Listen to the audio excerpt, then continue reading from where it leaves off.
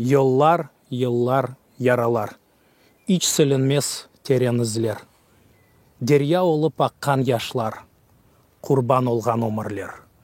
Fakat dünya bir imtihan. Bu sınavdan geçti halkım.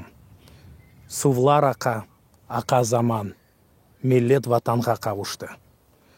Bu toprak değil. Bu benim kanım.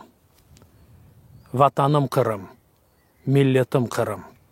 Ölüm de Kırım, tırım de Kırım.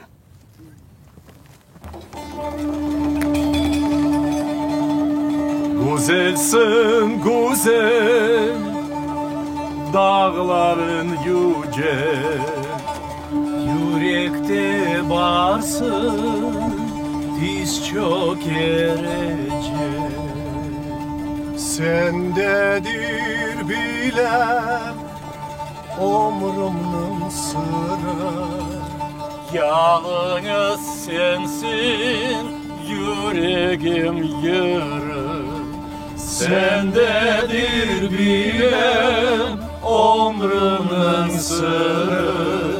Yalnız sensin, yüreğim yürü. Dünyada varsın ey ana Kırım, sen benim bitmez, tükenmez yerim. Vatanım Kırım, milletim Kırım, canım da Kırım, kanım da Kırım.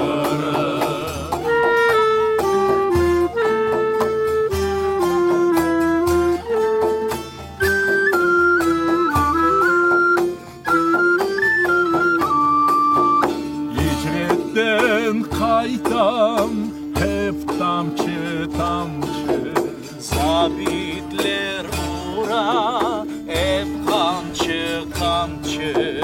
Düşlerim sıkı yol aldım orada, çal atım benim yel ayak yorda. Dişlerim sıkıp yol aldım orada, çaladım benim yel ayak yorga. Dünyada varsın